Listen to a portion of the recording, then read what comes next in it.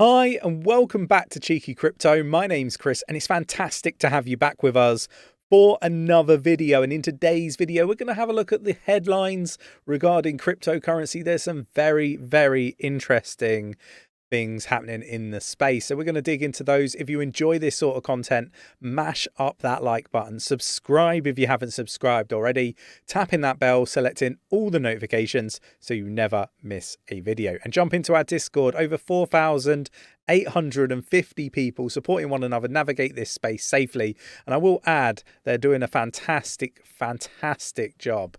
So definitely worth checking out. It's absolutely free to join, nothing to lose. Link is in the description of the video. Right, let's get down to the desktop. Okay, so we're going to start here. Obviously, this is being recorded several hours before release, so the market may have changed by the time this video goes out. But we're down 0.69% at the time of recording at $839.5 billion, and Bitcoin $16,693. But let's move on, and we want to start with this.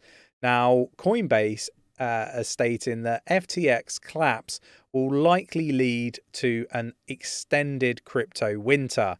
Poor liquidity in cryptocurrency markets could last until at least the end of the year and into 2023. Now, I am seeing pockets of the typical BS that you see on Twitter and YouTube, right? And this is really like influencers that have been telling you the bottom is in since June, and it doesn't appear to have humbled many of them like I thought it might.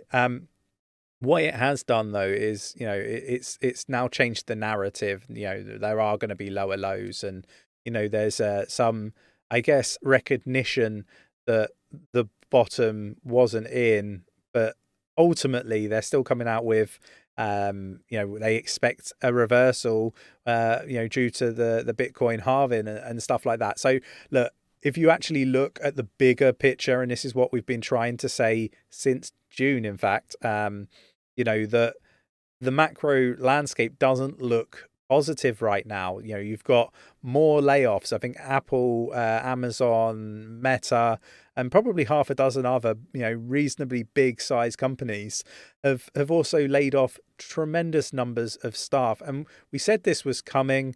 We said obviously the FTX thing was on the cusps of happening before it was. BlockFi, we highlighted that ahead of time. We did all this in our Discord, and I tweeted out, and we try to do as much as we can. Obviously, we haven't got the biggest community here. It's still a sizable community. We get anywhere between 500,000 and 1 million views a month. But we could have helped more people. So do share these videos, jump in the Discord, share the stuff with your friends that are also in crypto, that sort of stuff. Let's grow the community. Let's help as many people as we can navigate this space safely. It's really important. But let me know your thoughts and opinions in the comments below. Do you think that everything that we're seeing will line up with what Coinbase is saying here, or some of the influencers that are telling you that we're almost done and we're going to be off to the races because of the Bitcoin halving? Let me know your thoughts and opinions in the comments below on that. Now, I'm more aligned to what Coinbase is saying here. Now, I want to caveat that with, if more exchanges fall victim of everything that's happening. And when I say fall victim, this is going to be through poor management. This will be through taking more risk on than they perhaps should have, and is self-inflicted, right? And they're just about to be found out, is kind of my viewpoint. Now, I have listed exchanges and lending platforms that I have concerns about, with the details as to why I have concerns about them. That doesn't mean that they're necessarily gonna have big problems and go to zero and go bankrupt, but I would rather be on the safe side of things. So I've highlighted these to people with my concerns. You can go away, you can research them, validate them, and all that stuff, right? And you can make your decision as to what you do, whether you're risk on or whether you're risk off. Obviously, we have a link to Ledger in the description of this video. This is the I guess, the hardware wallet of choice for Nick and myself. We both use them. We rate them. We've always used them. You can go through the history of the channel. Before we were even affiliated with them, we used their product and we rated it. So we do get a kickback on anybody that buys a ledger using that link, and that money supports us, continue to grow our business. We have a sizable team, and that's where all the funds are kind of going to, that and everything that we're looking to do to, improve our channel, our content, and our output and all that sort of wonderful stuff. So just for full transparency, Nick and myself, we always highlight these things, that we get a kickback and stuff like that. It's really important. So look, I'm aligned to this for many reasons, but for me, it comes to fruition if there's more failures. I don't think the crypto bottom is going to be in until we see the likes of the US and China dump the obscene amounts of crypto that they hold. I think that will be the mechanism for the bottom, not FTX. I've always kind of thought that. If you go back through the podcast channel videos, you will see me talking about, the amount of crypto that the US and China hold. And they are just two countries, right? I want to be really clear. There are many other countries that also hold obscene amounts of cryptocurrency, but it is in the billions, right? It's not in the millions, it's in the billions of dollars worth of cryptocurrency. So just be aware of that, be mindful. We might not see that coming. I don't know why they might sell it or when they might sell it. But one thing that I know is they're not going to hold it forever, in my opinion. Maybe they will, maybe I'm wrong. Let me know your thoughts.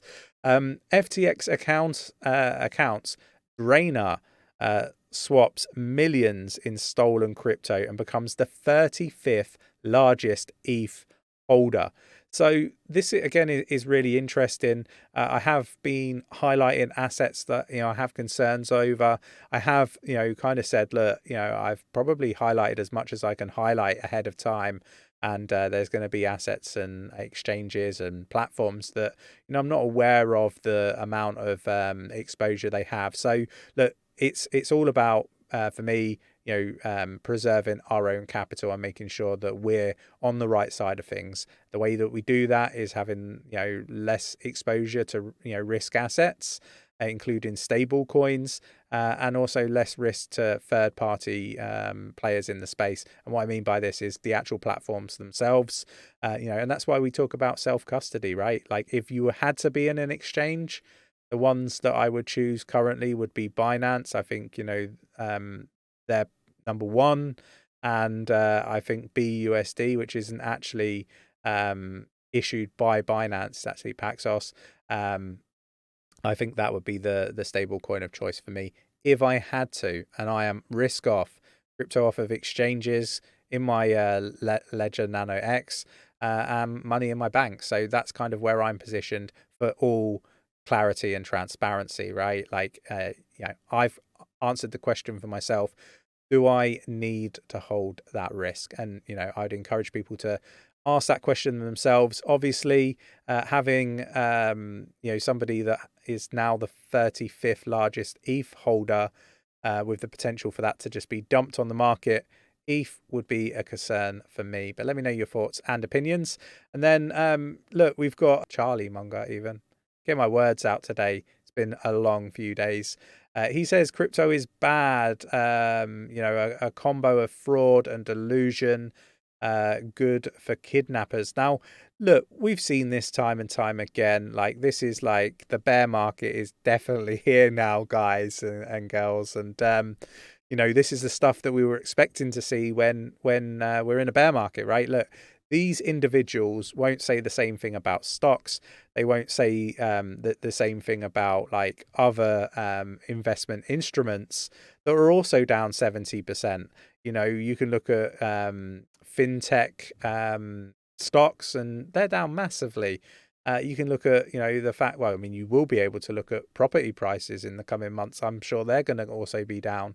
But look, the point that needs to be made here is like,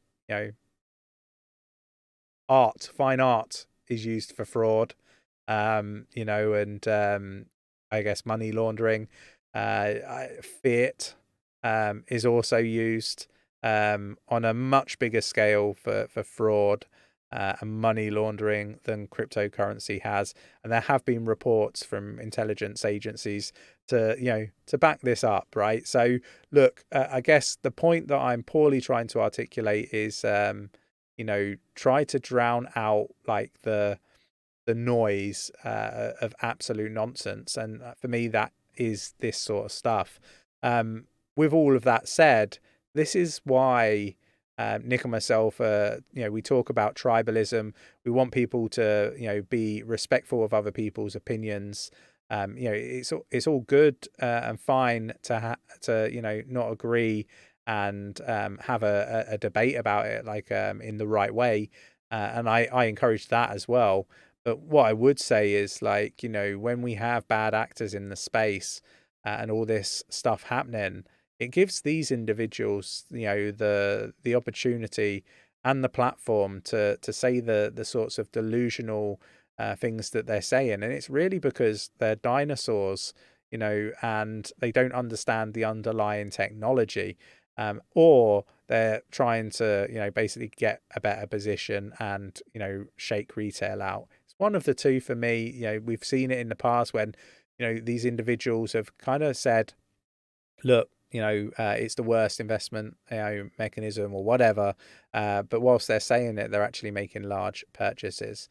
The other thing that sort of comes under my scrutiny at the moment is the fact that China is circling El Salvador's economy as the country edges towards crypto plunge, is kind of what they're articulating in this article, which doesn't really make too much sense to me. We're kind of already, pulled back with the market, but obviously they made Bitcoin legal tender, and what China, in my opinion, goes and attempts to do is they look to find these struggling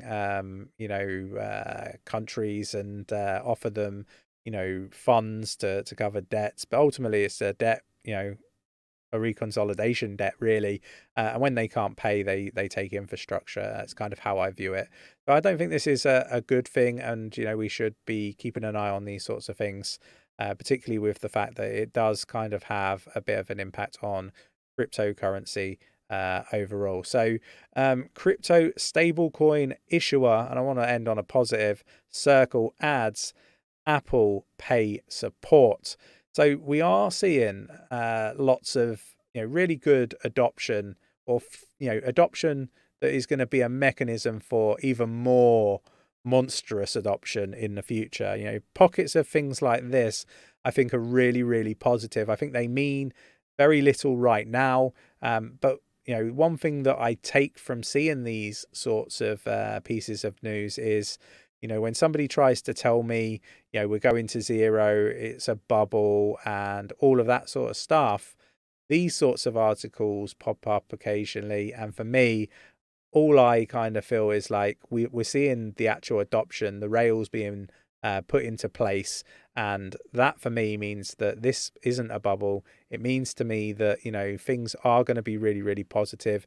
And for me, I look at it as, a fantastic investment opportunity when those lows finally come in. Let me know your thoughts, your opinions on that. I hope you enjoyed today's video. If you did, mash up that like button, subscribe if you haven't subscribed already, tap in that bell, selecting all the notifications so you never miss a video, and I will catch you in the next one. Well, Nick will. Take care.